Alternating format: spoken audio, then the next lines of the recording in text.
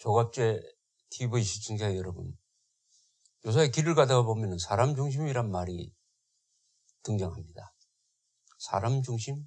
너무나 당연한 이야기인데 사람 중심. 그런데 문재인 대통령이 사람 중심 경제란 말을 썼습니다. 사람 중심 사람 중심 경제가 국정의 한 핵심적 원리라는 뜻의 의미로 강조를 하고 있습니다. 사람 중심 딱 들으면 또 하나 말이 떠오르죠. 인간 중심. 인간 중심이란 말을 만들어낸 황정엽 선생은 그게 주체사상이라고 했습니다. 인간이 모든 결정, 모든 사물의 주인이다. 심지어 우주의 주인이 인간이다. 이렇게 인간 중심으로 이야기를 하면서 황정엽 선생은 그러나 그 인간은 사회적으로 연결된 인간이라야지 개인을 가리키는 건 아니다. 사회적 사랑으로 연결돼야 된다. 이런 이야기였습니다. 그런데 김일성이가 그 이론을 딱 가지고 와가지고 사람 중심 맞다. 근데 그 사람 중심 중에서도 노동자가 특히 중심이다. 사람을 대표하는 것은 노동자 계급이다. 그 다음에 노동자를 대표하는 것은 북한 노동당이다. 노동당을 대표하는 것은 수령이다. 이렇게 해가지고 인간 중심 원리를 가져가가지고 수령 중심으로 만들면서 가장 비인간적인 독재를 하고 있습니다. 그러니까 사람 중심이란 말도 이거 액면 그대로 받아들여서는 안 되겠다는 생각이 들어서 제가 좀 자료를 찾아봤습니다. 그걸 한번 보고를 드리려고 합니다. 북한헌법 제3조에 사람 중심이 나옵니다. 조선민주주의인민공화국은 사람 중심의 세계관이며 인민대중의 자주성을 실현하기 위한 혁명사상인 주체사상, 성군사상을 자기 활동의 지도적 지침으로 삼는다. 여기서 사람 중심의 세계관이 나옵니다.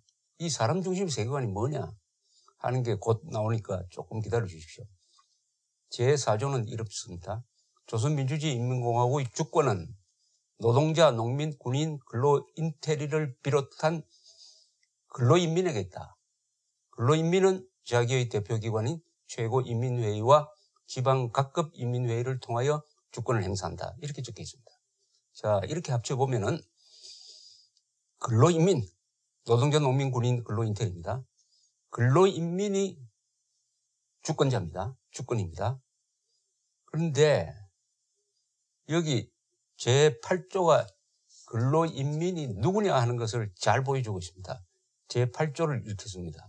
조선민주주의인민공화국의 사회제도는 근로인민 대중이 모든 것의 주인으로 되고 있으며 사회의 모든 것이 근로인민 대중을 위하여 복무하는 사람 중심의 사회제도이다.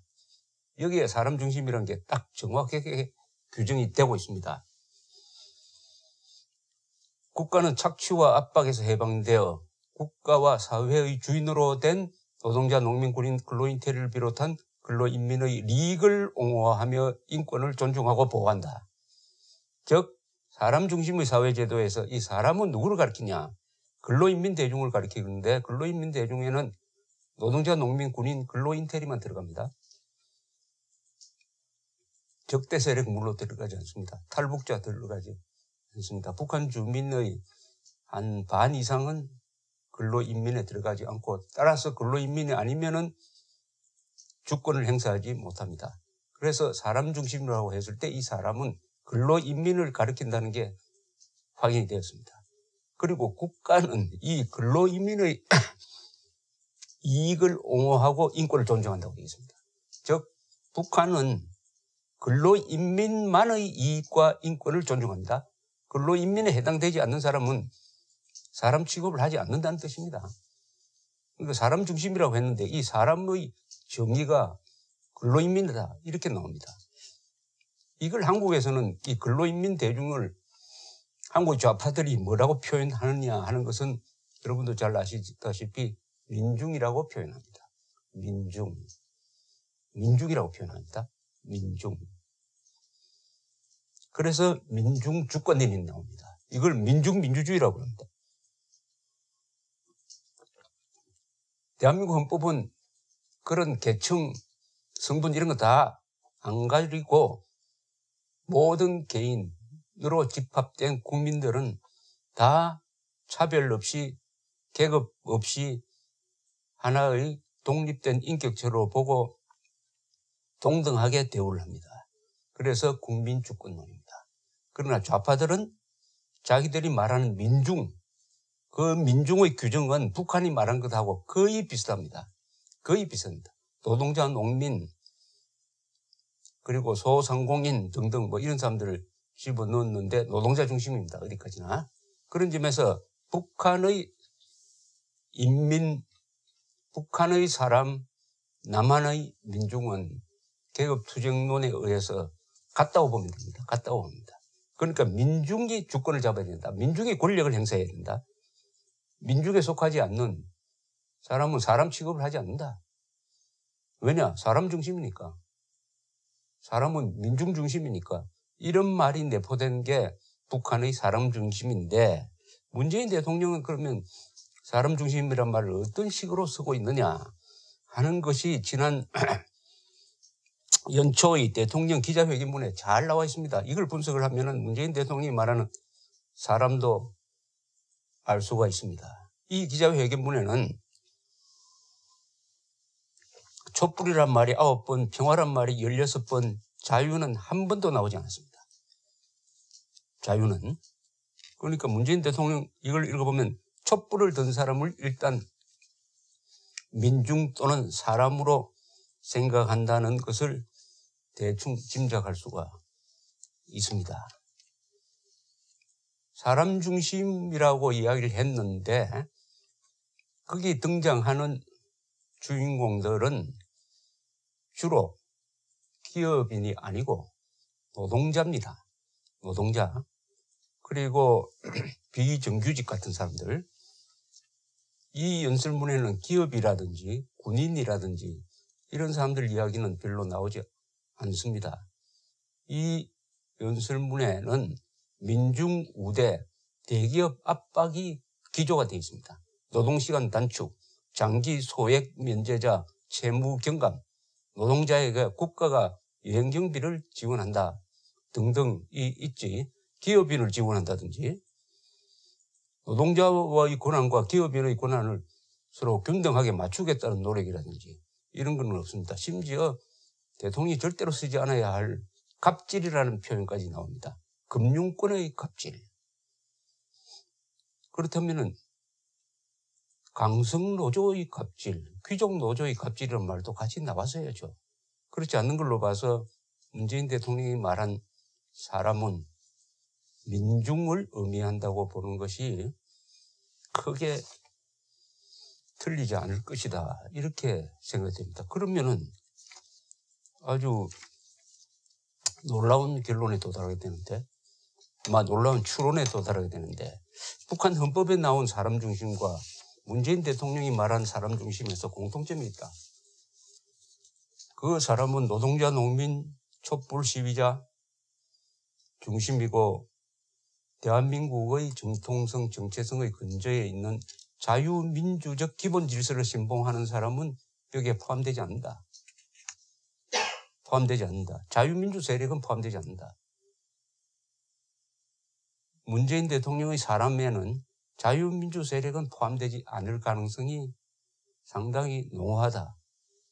그것은 그분의 연설도 그렇지만은 법을 집행하는 것이 바로 계급 주권론적 입장에서 민중 주권론적 입장에서 민중에 속하는 사람들한테는 법을 아주 유리하게 적용하고 그 민중에 속하지 않는 반공투사들, 우파 인사들에 대해서는 가혹하게 적용하는 것이 하나의 관례로서 원리로서 지금 정착되어 있는 것을 봐서 더욱더 어떤 확신을 사람에 대한 민중적 해석이라는 결론을 갖게 합니다. 이건 그런데 그 다음 단계로 무슨 문제로 비화하느냐. 그런 민중주권론은 헌법 위반입니다. 그런 민중주권론에 기초한 사람 중심의 경제, 사람 중심의 국정 운영은 헌법 위반입니다. 헌법 위반입니다.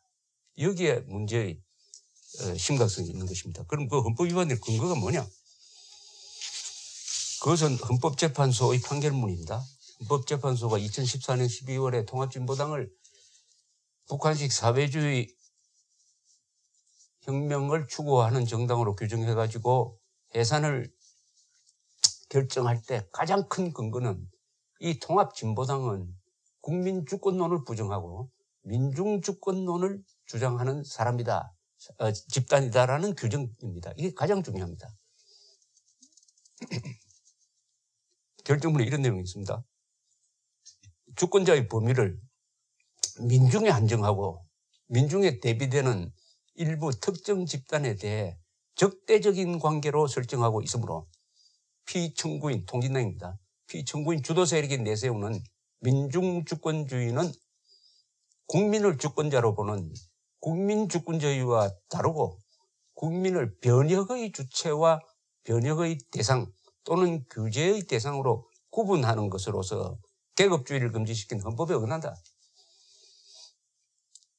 문재인 대통령이 사람이란 말을 사람 차별하기 위해서 쓴다면은 그 자기들이 규정한 사람에 들지 않는 사람에 대해서는 사람 취급을 안 하겠다는 의미를 포함한다고 볼 수밖에 없습니다.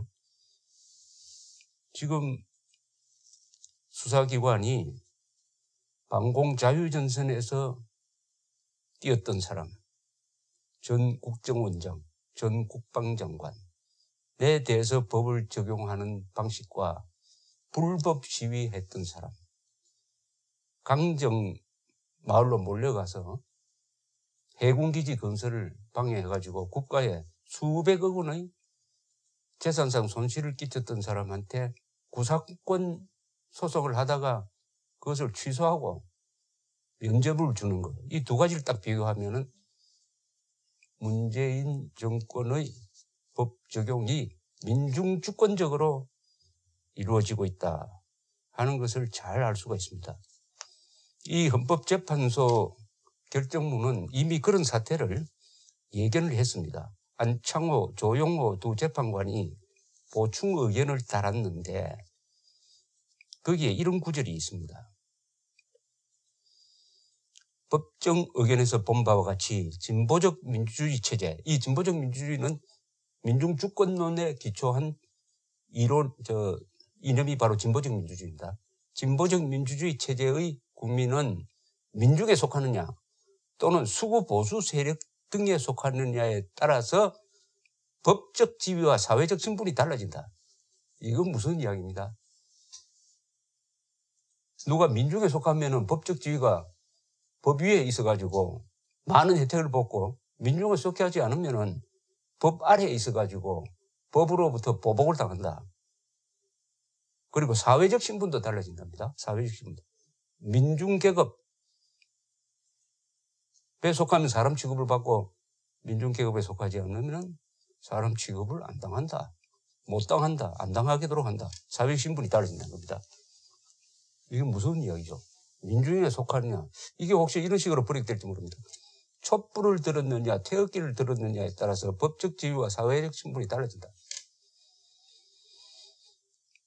이 두 사람의 보충 의견은 이렇게 이어집니다. 이로써 국민의 평등은 국민의 분리로 대체된다고 할 수 있으며 이는 국민이 정치적 지배권을 가진 계급과 변혁 또는 규제 대상이 되는 계급, 즉 수구 보수 세력과 민중으로 구분되고 개인은 계급의 소속 등에 의해 국가로부터 지원을 받거나 규제 대상이 된다는 것을 의미한다. 지금 한국에서 이런 일이 벌어지지 않고 있습니까? 이 이야기는 계속 앞으로 더 확인해 나갈 대목이 있습니다. 일단 지금 설명드린 바와 같이 북한 헌법의 사람 중심, 문재인 대통령의 사람 중심, 두 사람 중심에는 상당한 유사점이 있고 이것이 법 집행에 반영되고 있다. 그 근저에 있는 이념은 계급투쟁론과 민중주권론이다. 개업투쟁론을 한국에서는 민중주권이라고, 민중민주주의라고 달리 쓰고 있습니다만은 개업투쟁론이든지 민중주권론이든지 헌법재판소에 의해서 국민주권론에 반하는 헌법 위반이다라고 판단이 나왔다는 사실이 중요합니다. 만약 문재인 대통령이 사람 중심의 정책을 그런 식으로 계속 집행해 가면은 헌법과 충돌합니다. 대통령이 헌법과 싸우면 누가 이기겠습니까? 감사합니다.